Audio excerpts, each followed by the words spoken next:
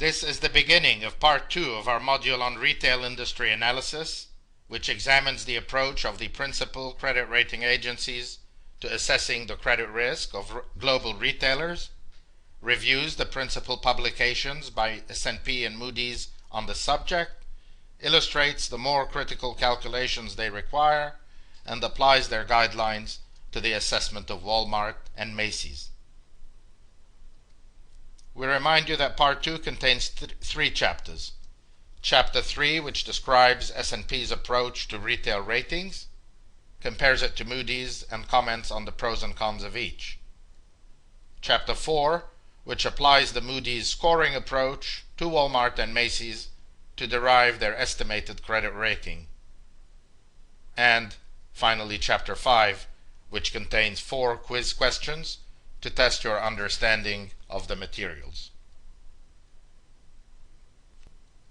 This Chapter 3 describes S&P's approach to retail credit ratings, compares it to Moody's, and comments on the pros and cons of each. Unlike Moody's, S&P avoids the heavy use of quantitative risk factors and provides instead a general description of industry characteristics and risk considerations. S&P begins by examining in succession the retail industry's business risk and financial risk, breaking each down into a series of subtopics illustrated in the charts that will appear in just a second.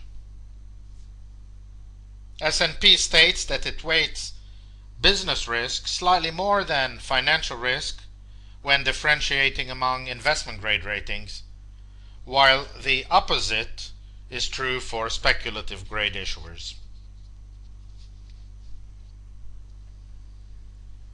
Business risk is subdivided into 4 categories with many subdivisions therein. Country and macroeconomic risk, industry risk with 5 subdivisions, competitive position also with 5 subdivisions, including management, and finally profitability / peer comparison. S&P evaluates each category and determines one of 6 scores for overall business risk. Excellent, which can be understood to earn the company a rating of either AA or AAA. Strong, which corresponds to single A. Satisfactory, equivalent to BBB. Fair, roughly equivalent to a high BB. Weak, roughly equivalent to a low BB. And finally, vulnerable, which earns the company either a single B or even possibly a CCC.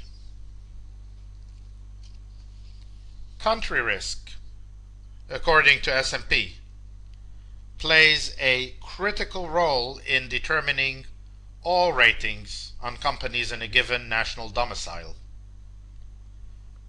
Sovereign-related stress can have an overwhelming effect on company creditworthiness, both directly and indirectly. However, when rating a corporation, S&P looks beyond the sovereign rating to evaluate the specific economic or country risks that may affect the entity's creditworthiness. These include the effect of government policies and other country risk factors on the obligor's business and financial environments, and the obligor's ability to insulate itself from these risks. The industry risk section in the S&P report is perhaps the most instructive. The rating agency focuses on a comparison of the retail industry's risk profile with that of other industries, emphasizing that while risk characteristic categories are broadly similar across industries, the effect of these factors on credit risk can vary markedly among industries. The tables we are about to show are reproduced from the S&P 1 document and provide a comprehensive summary of the retail industry risk characteristics in comparison to those of the autos and airline industries. We have also added a column for the restaurant industry to emphasize some instructive differences. The first of these tables breaks down industry dynamics and competitive environment into 9 subcharacteristics listed in the first column. There is no need to comment in detail on each one of these, but note in particular S&P's view that product obsolescence and competition/commoditization are high risk factors for retailers, although for giants like Walmart it is hard to understand what product obsolescence might mean in aggregate, and those that specialize in food, clothing, or pharmaceuticals, any one item or family of items may well become obsolescent, but demand in aggregate for this category of goods seems reasonably assured. That industry cyclicality, ease of entry, product quality, and pricing inflexibility are high or medium-high risk characteristics cannot be denied. But whether the retail industry is at substantially lesser risk of disintermediation and substitution than the restaurant sector again depends on what S&P means exactly. Food and drink cannot be substituted by any other competing item, but people can choose to cook and drink at home, while they still must, in the great majority of cases, purchase their shirts and their shampoos in retail stores. These observations are summarized for your convenience on this and the next slide.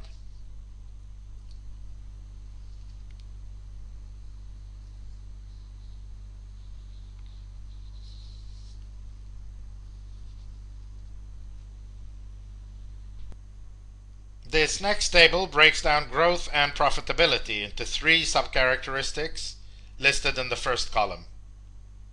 Not surprisingly, profit margin pressure scores poorly for the retail sector, as we have seen already. But the medium ranking for the overall growth outlook and for earnings volatility contrasts favorably with the high ranking for restaurants, presumably on the basis that eating out is more discretionary than purchasing basic items of food and clothing, and has better growth prospects given the remaining potential of developing countries. We break down the third part of the table, addressing operating considerations and costs, into 2 subparts due to space considerations. You will note in this first subpart the low or low to medium exposure to technological risk, research and development costs, raw material cost sensitivity, pension costs/contingents, and environmental impact/costs, which do not seem controversial in general, although the critical importance of excellent logistics and inventory management systems suggests that quality of technology is not something a retailer can afford to ignore.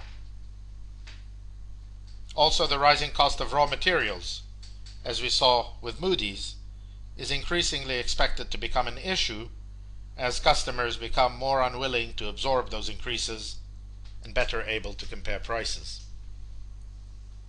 You will also note the high or medium-high ranking for cost efficiency and pressures, operating leverage, and labor costs, some of which we have commented upon already in the previous chapters.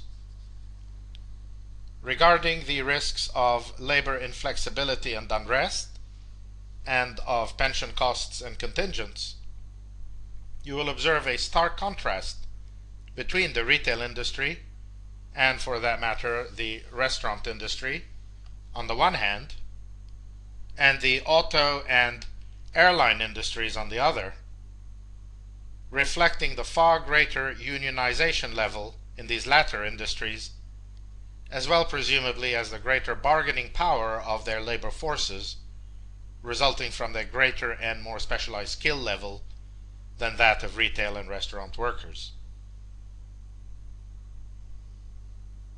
The same applies, but for different reasons, to the risk of environmental impacts and costs.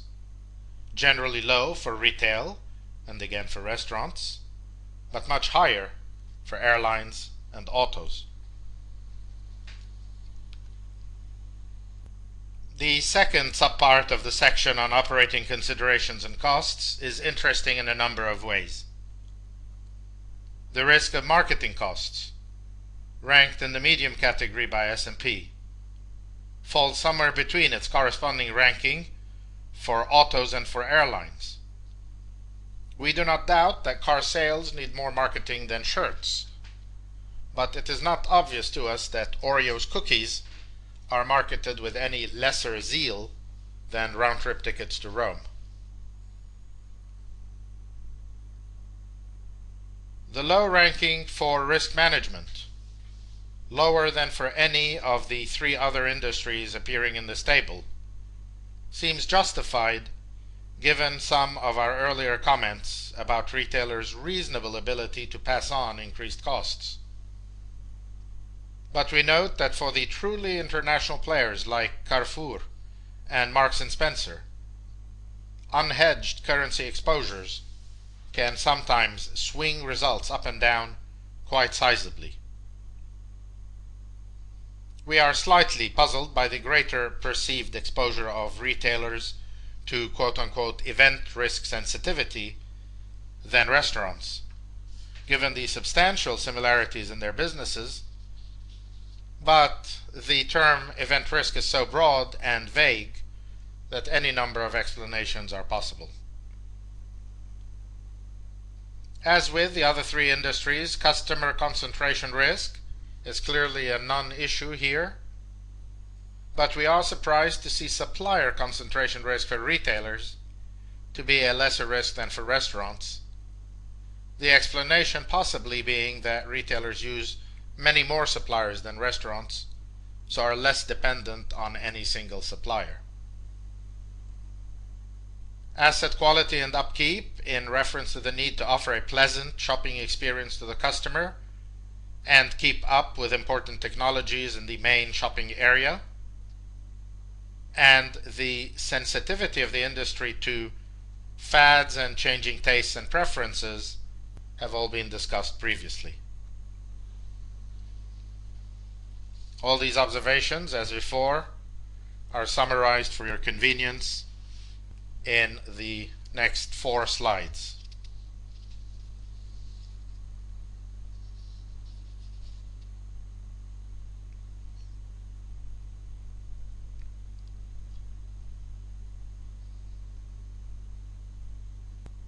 This next table addresses capital and financing characteristics, which it breaks down into the 3 subcategories you see in the first column.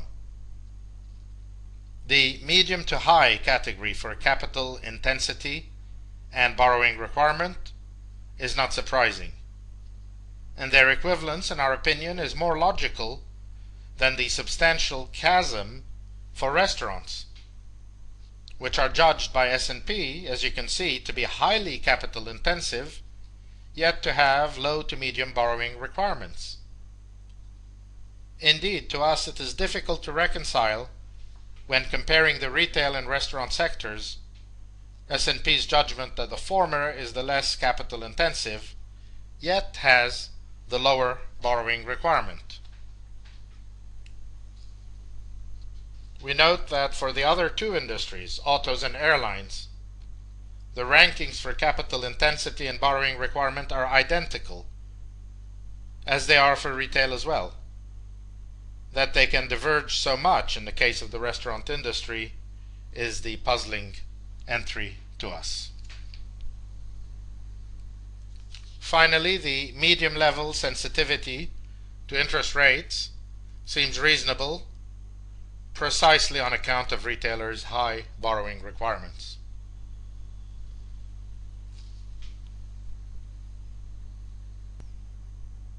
This final part of the table, addressing government, regulatory, and legal environment, is broken down into the three subcategories you see in the first column.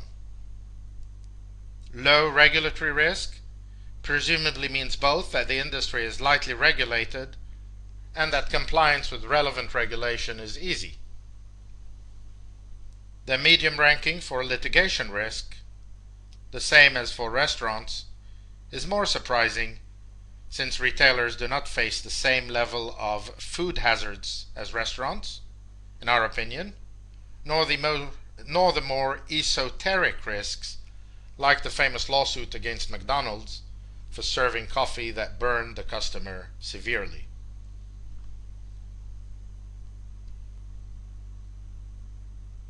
S&P lists market position, diversification, operating efficiency, strategy, risk appetite, and track record of management, and ownership and governance as the 5 key factors that determine a retailer's competitive position.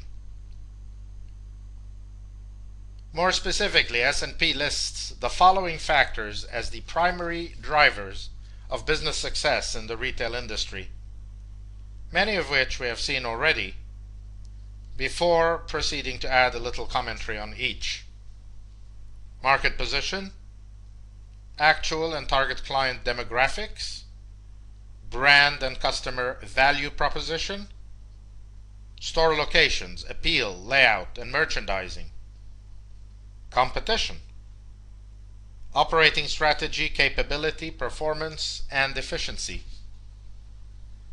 distribution and marketing, extent of diversification and concentrations, management evaluation, business risk appetite and record of growth strategy, governance and other corporate culture and organizational considerations, and finally, earnings and profitability, volatility of earnings, and cash flows.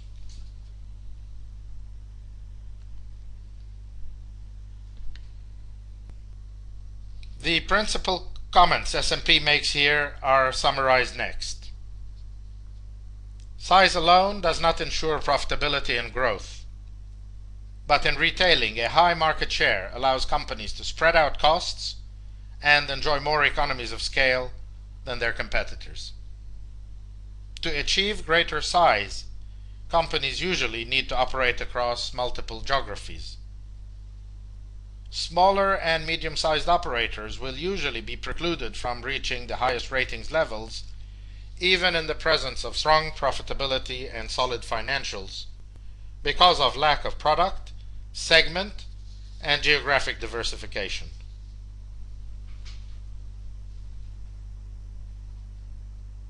Diversification is principally relevant in terms of geography. Retailers generally are not diversified across subsegments. Rather, their concentration in one subsector tends to create a concentration of risk to cyclicality and competition within that sector. Companies need to tailor strategies to the needs of local markets and to manage foreign exchange risks. Diversification across different national markets also offsets the varying levels of market maturity and growth opportunity. There are risks associated with a given national jurisdiction, and there are differing levels of competitiveness and profitability in different national markets. Comment number 3. Retailers must accommodate a high level of fixed and semi-fixed costs, including payroll, property taxes, insurance, rent, depreciation, interest, and equipment leases. Once revenues pass the break-even point, however, a substantial percentage of incremental revenues typically flows to the bottom line. Putting pressure on vendors for better terms is an effective way to hold down operating costs, with the percentage of inventory that is vendor financed being a good measure of cost efficiency. Other measures of operating efficiency include inventory days on hand and the size and frequency of inventory write-downs. Reducing in-store labor, damaged merchandise, and workers' compensation costs can all contribute meaningfully to lower costs. Effective management information systems with up-to-date technology ensure better control over daily operations, including labor scheduling, improve relationships with vendors, and speed orders and reorders for basic goods by quickly pinpointing which merchandise is selling well and needs restocking. S&P also identifies slow-moving inventory that needs to be marked down, making space available for fresh merchandise. To maintain competitiveness, retailers must invest in inventory management and point-of-sale systems that improve the flow of merchandise into stores, facilitate the matching of product mix and brands with customer tastes and preferences, and give customers broader payment options. Number 4. Retail companies must regularly reinvest in their properties or build new properties to continue attracting customers and periodically reinvigorate a location. So the industry is capital intensive.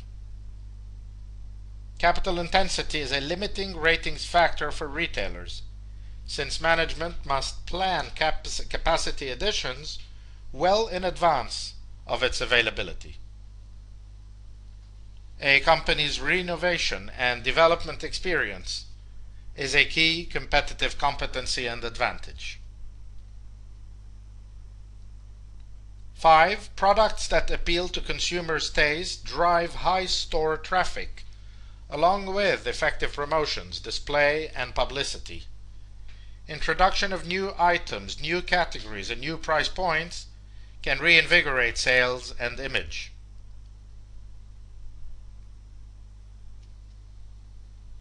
Number 6.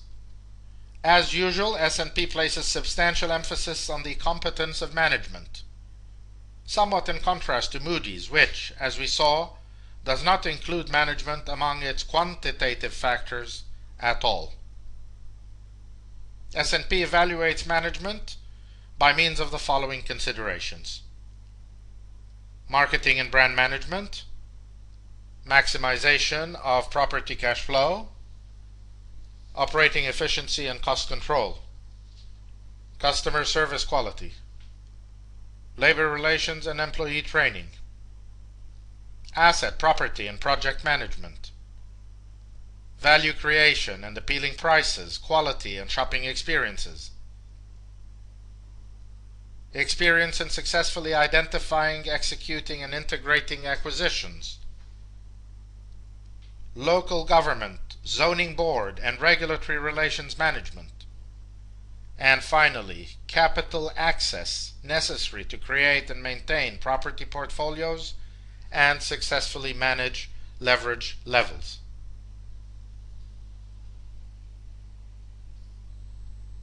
S&P completes this section of its analysis by examining profitability and peer comparisons using the following 3 ratios: pre-tax, pre-interest return on capital, operating income plus depreciation and amortization as a percentage of sales, and earnings on business segment assets.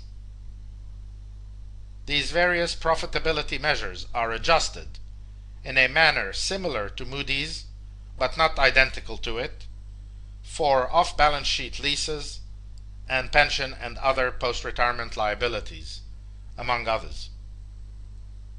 S&P comments that return on capital measures the underlying efficiency of invested assets and can be a leading indicator of long-term survival, and that store profitability ratios are indifferent to the mix of debt and equity, which facilitates comparisons across retailers.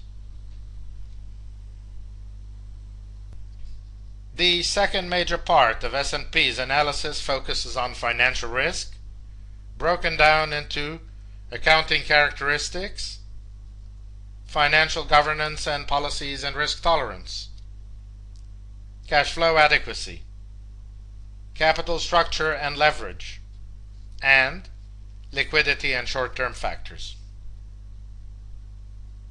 These generate a score for overall financial risk ranging from minimal, corresponding to a rating of AAA or AA for this measure, modest, which is equivalent to single A, intermediate, worth a triple B, significant, worth approximately a high double B, aggressive, which earns the company a low double B approximately, and finally highly leveraged, which warrants a single B. Financial risk is portrayed largely through quantitative means, particularly the use of financial ratios. For S&P, the major goal of financial risk analysis is to determine the quality of a company's cash flow, which influences its continued access to capital. An integral part of this analysis is to evaluate the debt structure, including the mix of senior and subordinated debt, fixed versus floating, and the maturity structure. Regarding accounting adjustments, S&P seeks to form an opinion about a company's accounting consistency, strategies, policies, and implementation processes. In so doing, it focuses especially on the following areas. Number 1. Analytical adjustments undertaken by the company in its financial reporting and areas of potential concern. Next, significant transactions and notable events in the most recent period that have accounting implications. Next, significant accounting and financial reporting policies of the company and their underlying assumptions. And finally, whether the company has a history of non-operating results and extraordinary changes or adjustments, and the underlying accounting treatment, disclosure, and explanation. Robustness of financial and accounting strategies, financial governance, and risk tolerance are also critical, especially management's philosophies and policies regarding financial risk. Transactions involving high debt levels may place a heavy burden on a company's cash flow and liquidity. So an evaluation of management's ability and commitment to managing debt leverage in line with a rating is important. Overly aggressive and imprudent strategies can be a material negative ratings factor. Cash flow analysis is possibly the most critical element of the credit rating decision. There is usually a strong relationship between cash flow and profitability, but many transactions and accounting entries affect one and not the other. Analysis of cash flow patterns can reveal debt servicing capability that is stronger or weaker than might be apparent from earnings. Because there are calls on cash other than for the repayment of debt, it is important to know the extent to which those requirements will allow cash to be used for debt service or lead to greater borrowing requirements. The S&P 2 document provides here an illustrative matrix for determining an indicative outcome for a company's financial risk based on three specified ratios: FFO to debt as a percentage, debt to EBITDA, and debt to capital. The matrix appearing now is easy to apply. Debt to EBITDA of 3.5, for example, puts the issuer in the significant category with regard to this component of financial risk.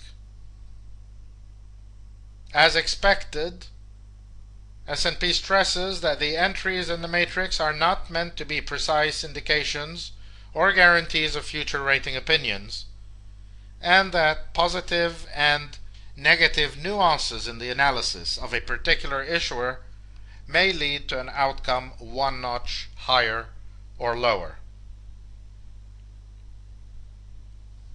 The most important cash flow ratios S&P examines for retailers are the following. Funds from operations to total debt, adjusted for off-balance sheet liabilities. Debt to EBITDA, EBITDA to interest, free operating cash flow and interest divided by interest. Free operating cash flow and interest divided by the sum of interest plus annual principal repayment obligations. Total debt to discretionary cash flow, known also as the debt payback period, quote unquote. Funds from operations divided by capital spending requirements. And finally, the ratio of capital expenditures to capital maintenance. Careful assessment of free cash flow and debt service burden is particularly important for speculative grade acquisitions because of the near-term vulnerabilities arising from aggressive leverage and or weaker competitive positions. S&P emphasizes that these ratios should not be evaluated on a standalone basis.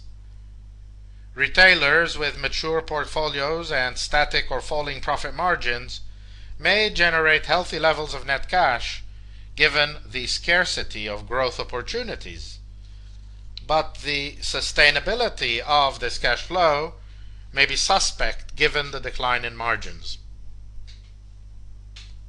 Conversely, companies in growth markets may be left with weak cash flow given their working and fixed capital needs, yet be underpinned by improving profit margins and healthy business risk dynamics.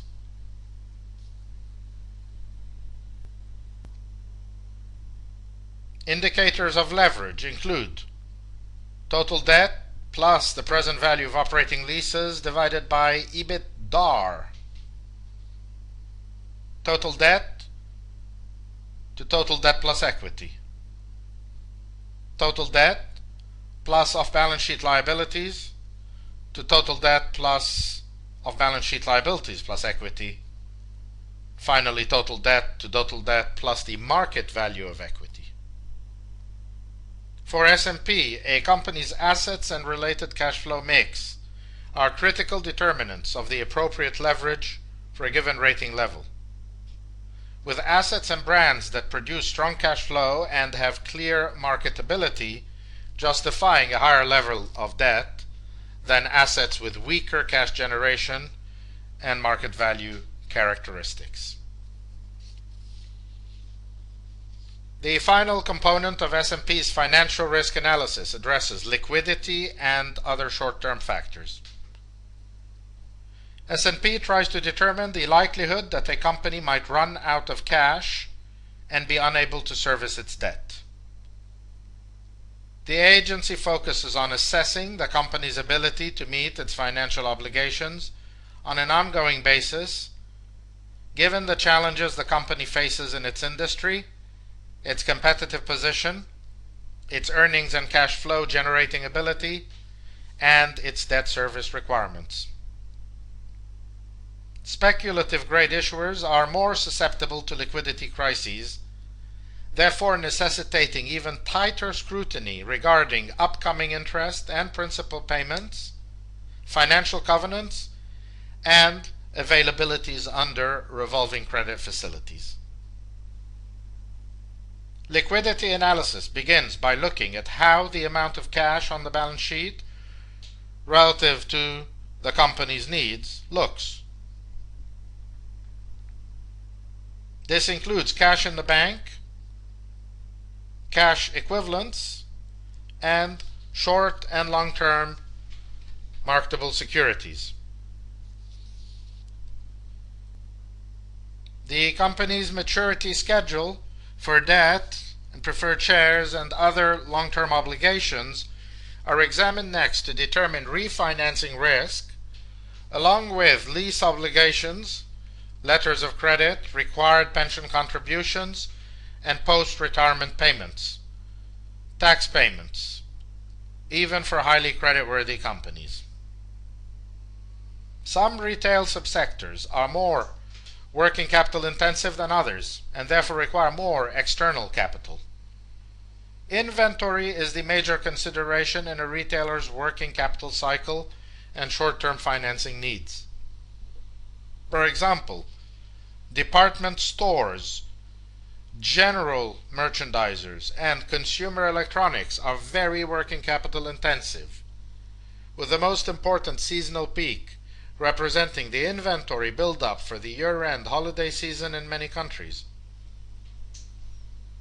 Because most operators have sold their proprietary credit card operations in recent years, accounts receivable financing no longer represents an important call on funds, as it had for many years. In cyclical downturns, reduced financing requirements for working capital and capital expenditures temper deterioration of debt leverage and cash flow protection measures. We conclude this examination of the S&P methodology by examining the matrix provided in the S&P 2 document for the tentative determination of the final credit rating.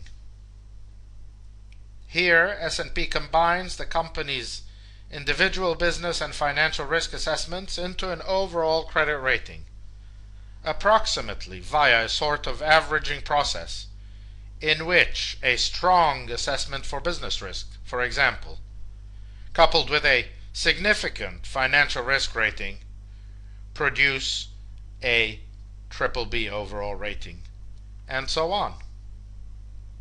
S&P emphasizes in a footnote, however, that these outcomes are shown for guidance purposes only, with other qualitative and quantitative factors potentially overriding these measures. This completes this chapter 3.